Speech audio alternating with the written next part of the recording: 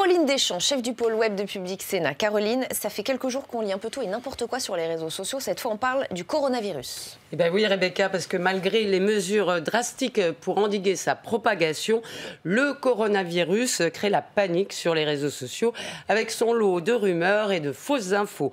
Et tout d'abord sur l'origine du virus. Il serait soupçonné de venir d'une espèce de chauve-souris particulièrement prisée dans la région de Wuhan, où elle est dégustée en soupe.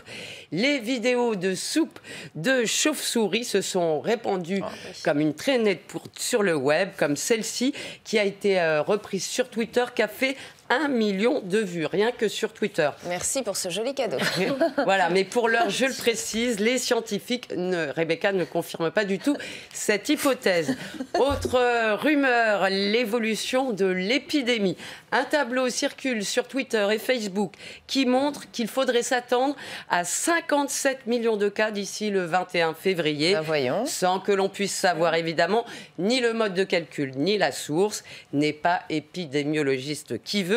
Je rappelle qu'aujourd'hui, 28 000 cas ont été recensés. Fake news encore. Le virus se répandrait très rapidement en France.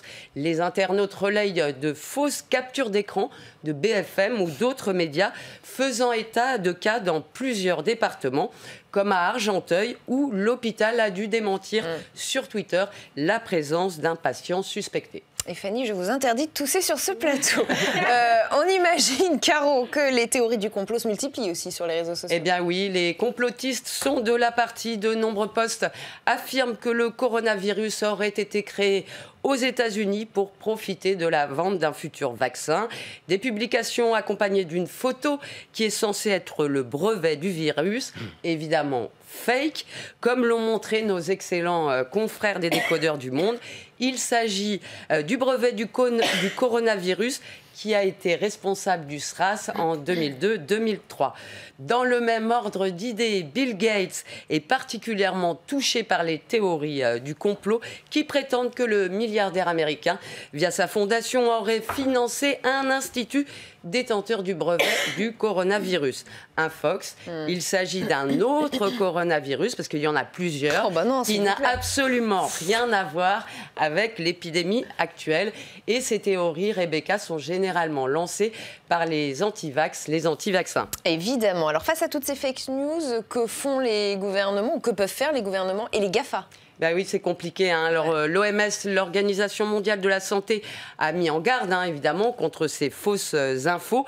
Mais difficile de stopper les rumeurs qui se répandent sur les réseaux. Du coup, elle a fait appel aux GAFA. Google a créé une alerte SOS pour guider les internautes vers des contenus sûrs. Twitter, de son côté, dit être vigilant et a changé sa section recherche. Concrètement, quand vous tapez coronavirus, les infos des agences nationales de santé gouvernementales remonte en premier. Facebook s'engage, lui, à supprimer les fake news, notamment celles qui feraient prendre un risque sanitaire, et s'appuie sur ses médias partenaires pour le fact-checking. Enfin, YouTube doit faire en sorte que remonte, mais c'est à vérifier quand même, dans son algorithme des infos fiables et vérifiées. Alors c'est un effort des GAFA, certes, ça on ne peut pas le nier, mais de là à endiguer la propagation des rumeurs et des fake news sur les réseaux, on en est encore très loin. L'éducation aux médias sociaux, notamment pour les plus jeunes, Rebecca, demeure plus que jamais indispensable. Jérôme Durin, comment vous voyez ça ? On a l'impression qu'à chaque affaire, chaque polémique, les réseaux sociaux deviennent quand même un vrai problème.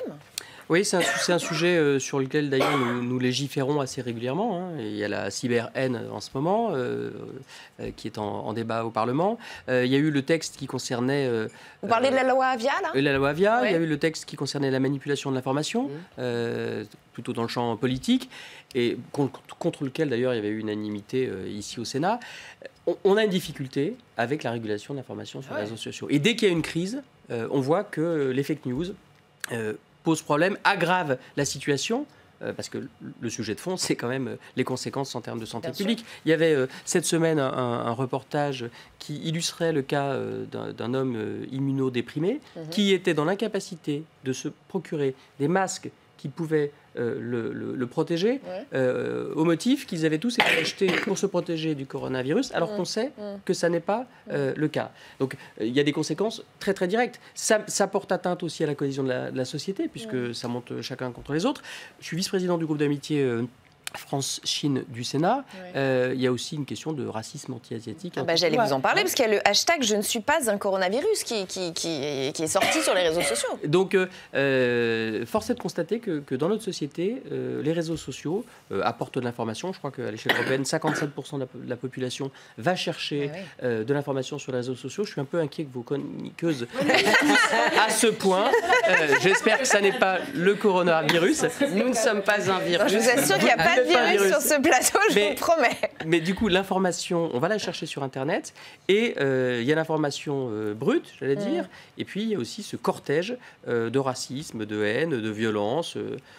On a des élections qui approchent, ça va commencer à devenir un sérieux problème. On a vu qu'on n'a pas réussi à trouver un accord sur un texte. Sur la loi Avia, sur la loi Avia, et puis sur le texte sur la manipulation de l'information. Donc je pense qu'effectivement, ce travail est encore devant nous. On a besoin des GAFA, on a besoin des opérateurs. On a sans doute aussi, davantage qu'avant, besoin du juge pour trancher des affaires et pour que s'instaure dans cette période de transition entre l'information télévisuelle, papier et l'information sur les réseaux, de nouvelles pratiques et sans doute aussi besoin de beaucoup d'éducation pour les jeunes générations parce que toute information n'est pas bonne à prendre. La chauve-souris dans son bol, là, tout à l'heure, en dehors du fait que c'était un peu écœurant, juste à l'heure de l'apéritif, ça prouve quand même qu'on part de très très loin. Il faut que les jeunes générations soient alertées, informées, documentées et les outils intellectuels pour discerner le vrai du faux. Et je vous remercie, Jérôme Durin, d'avoir été avec nous aujourd'hui. Je vous remercie toutes les trois. Je vais vous laisser aller tousser ailleurs. Alors, pas vous, Tam, mais toutes les deux, s'il vous plaît.